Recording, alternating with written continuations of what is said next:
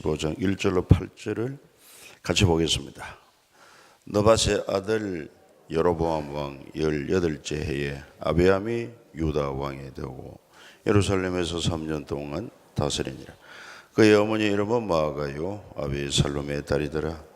아비암이 그의 아버지가 이미 행한 모든 죄를 행하고 그의 마음이 그의 조상 다윗의 마음과 같이 아니하여 그의 하나님 여호와 앞에 온전하지 못하였으나 그의 하나님 여호와께서 다윗을 위하여 예루살렘에서 그에게 등불을 주시되 그의 아들을 세워 뒤를 잇게 하사 예루살렘을 견고하게 하셨으니 이는 다윗이 햇사람 우리아의 일 외에는 평생의 여호와 보시기에 정직하게 행하고 자기에게 명령하신 모든 일을 어기지 아니하였습니다. 르호보암과 여로보암 사이에 사는 날 동안 전쟁이 있었더니 아비암과 여로보암 사이에도 전쟁이 있으니라. 아비암의 남은 사적과 그의 행한 모든 일은 유다왕 역대지략에 기록되지 아니하였느냐. 아비암이 그의 조상들과 함께 자니 다윗성에 장사되고 그 아들 아사가 대신하여 왕이 되니라. 아멘. 열왕기는 여러 왕들에 대한 그런 기록으로 솔로몬 이후에 남북이 분열되면서 남쪽 유다 왕조, 북쪽 또 이스라엘 왕조 이렇게 계속 교차적으로 막 나오니까 상당히 복잡한 게 있습니다. 그래서 오늘 참고 자료에는 그 도표, 남쪽 이스라엘 왕, 북쪽 이스라엘 왕조 쭉 이렇게 도표를 참고로 붙여놨으니까 한번 보시면 도움이 될 것입니다. 이제 15장에서는 북쪽 이스라엘 왕 여로보암 왕 18년째 아비암이 유다 왕이 되었다. 그 아비암의 아버지가 누굽니까? 남쪽 유다의 르호보암 왕이 죽고 이제 아비암이 왕이 되었는데 그는 3년 통치하고 그리고 그의 행적에 대해서는 3절에 그 아버지가 이미 행한 모든 죄를 향하고 그 마음이 그의 조상 다윗의 마음과 같이 아니하여 그의 하나님 여호와 앞에 온전하지 못하였다. 그러니까 평가가 상당히 좋지를 못하죠. 그리고는 또 북쪽과 남쪽은 늘 전쟁이 있었다 하면서 8절에 아비암이 그 조상들과 함께 자니 다윗성에 장사되고 그 아들 아사가 대신하여 왕이 되었다.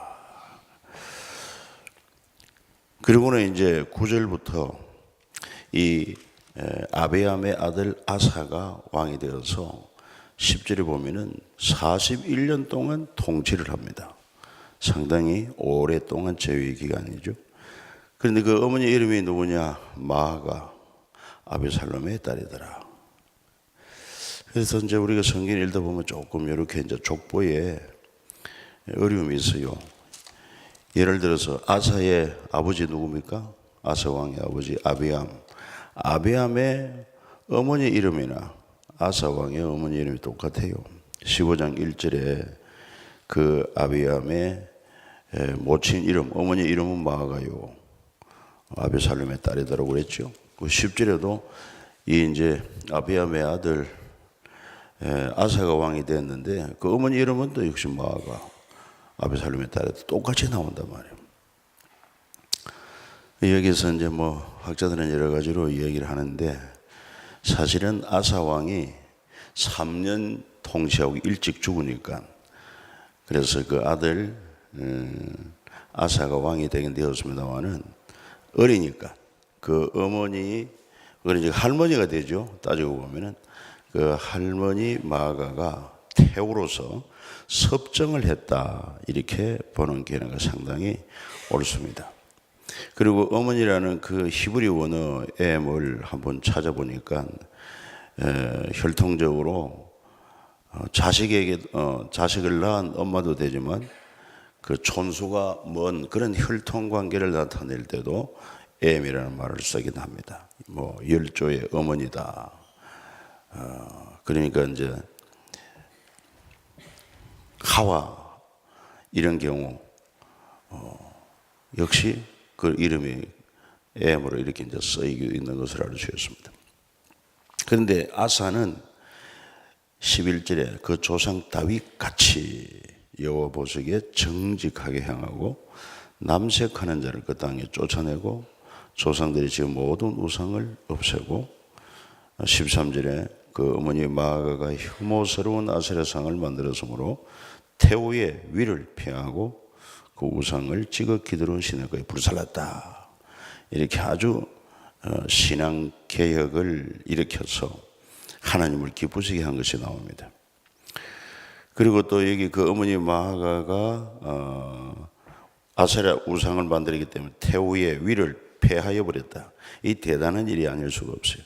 그러니까 아마도 이 아사왕 초기에는 여기 어머니라고 그랬지만은 실상 그 할머니, 다른 공동번역 성경 이런 데 보면 할머니라고 아예 기록된 그런 번역도 많이 나오고 있습니다.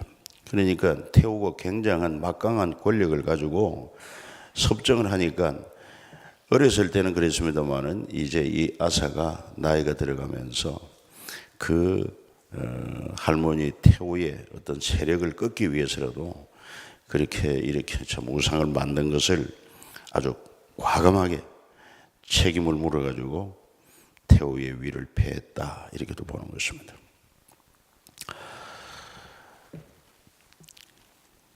그리고 이 아사가 잘못한 게 있는데 그게 바로 뭐냐 하면은 17절에 보세요. 17절에 보면 이스라엘 왕 바하사가 이제 유다를 공격해 옵니다.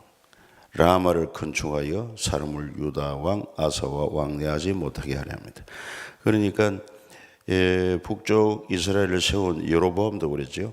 백성들이 예루살렘 성전에 내려가 제사를 드리지 못하도록 베델과 단에 금송아지 우상 제단을 만든 것처럼, 그러니까 그 바사라는 이 왕은 아예 이스라엘과 유다 간에 왕래를 못하도록 그냥 라마 성을 건축을 했던 것입니다. 그러니까 남쪽의 왕 아사가 어떻게 하느냐면은 그 성전에 있는 금, 은금, 그 다음에 왕궁에 있는 은금을 전부 다 모아가지고 다메섹 왕 베나데에게 보내가지고 그래서 이스라엘을 쳐달라고 요청을 합니다.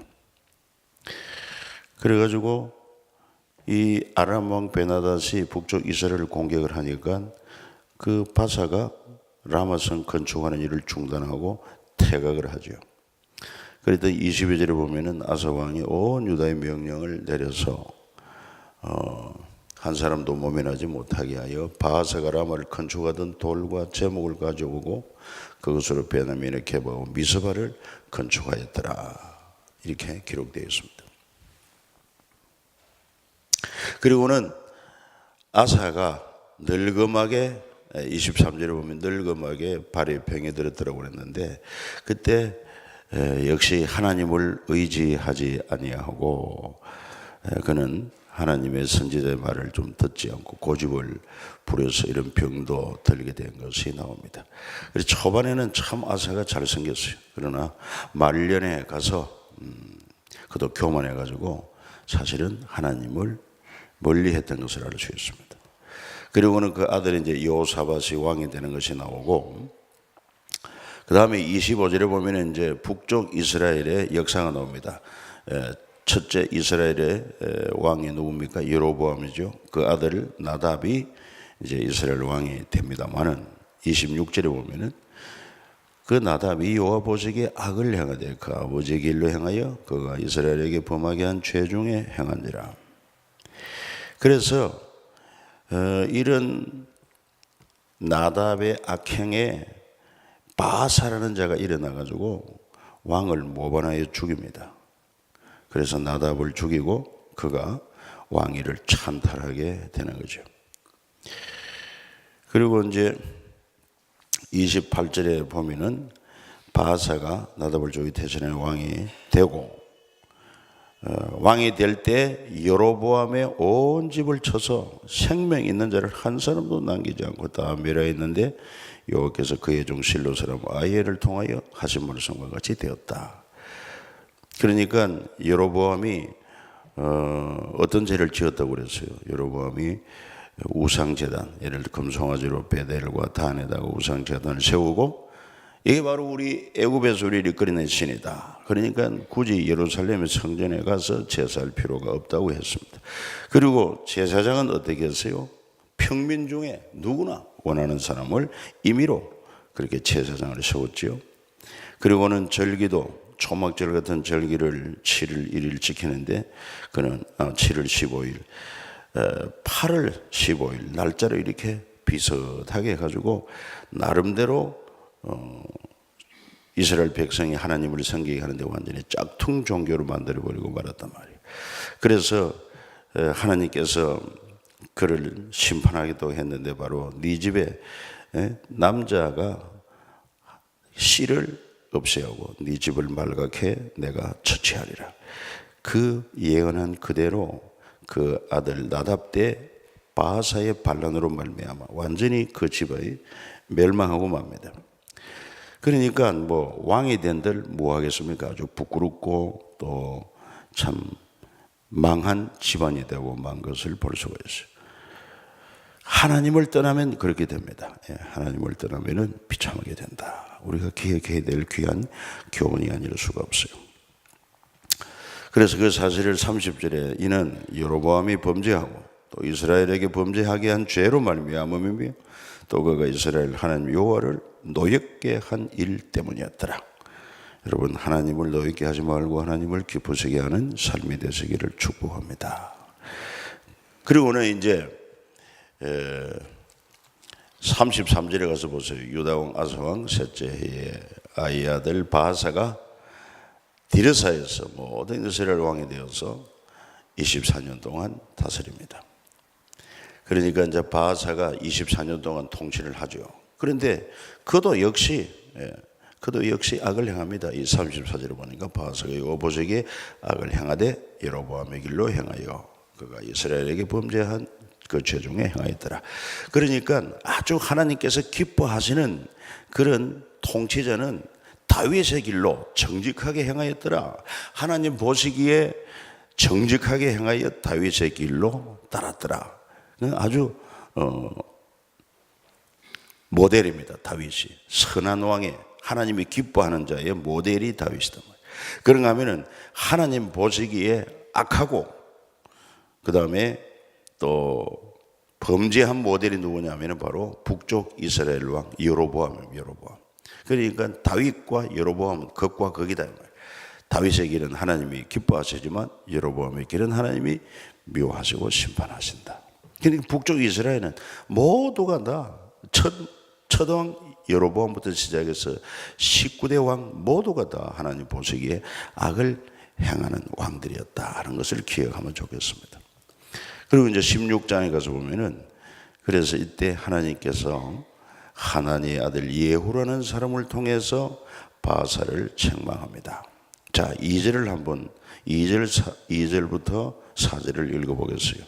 내가 너를 티끌에서 들어 내 백성 이스라엘 위에 주권자가 되게 하였거늘 네가 여로보암의 길로 행하여 내 백성 이스라엘에게 범죄하게 하여 그들의 죄로 나를 노엽게 하였은즉 내가 너 바하사와 내 집을 썰어버려 내 집이 느밧의 아들 여로보암의 집같이 되게 하리니 바하사에게 속한 자가 성읍에서 죽은 적 개가 먹고 그에게 속한 자가 들에서 죽은 적 공중의 새가 먹으리라 하셨더라. 그러니까 이 바하사를 또 하나님께서 멸하시겠다고 하시죠. 그래서 이제 바하사가 죽고 그 아들 엘라가 대신하여 왕이 됩니다. 그런데 이 아들 엘라도 사람이 참 대목질을 못했어요. 왕이 되어가지고 2년 동안 통치를 하는데 뭐 했습니까? 9절에 보면 엘라가 디르사에서 왕궁 맡은 자 아르사의 집에서 뭐 하지요? 마시고 취할 때 그렇습니다. 그런데 전혀 제대로 정치를 하지를 않습니다. 일락을 즐깁니다. 그러니까 그의 신하 누구죠? 병거 절반을 통솔한, 그러니까 전차부대 사령관이라고 볼 수 있습니다. 그 시므리가 이런 왕을 섬길 필요가 없다 해가지고 그냥 왕을 죽여버리고 자기가 왕위를 찬탈합니다. 그러니까 이거 뭐 엄청난 쿠데타가 아닐 수가 없죠. 그래서 이 시므리가 왕이 될 때 11절 보세요. 시므리가 왕이 되어 왕에 오를 때에 바하사의 온 집안 사람들을 죽이되 남자는 그의 친족이든지 그의 친구든지 한 사람도 남기지 아니하였더라. 이것은 바로 하나님께서 예후를 통해서 바하사에게 예언한 그대로 하나님께서 갚으신다 하는 것입니다. 그러니까 이 바하사가 하나님 앞에 악을 행하니까 네 집을 여로보암 집같이 내가 심판하겠다고 했는데 누구를 통해서 심판하느냐? 바로 그의 부하되는 군대 장관 통해서, 군대 지휘관을 통해서 그렇게 모반이 일어나고 죽임을 당합니다. 완전히 그냥 그 집의 남자가 또 친족, 심지어 친구까지도 다 죽여버리는 엄청난 일이 일어나게 되는 거죠.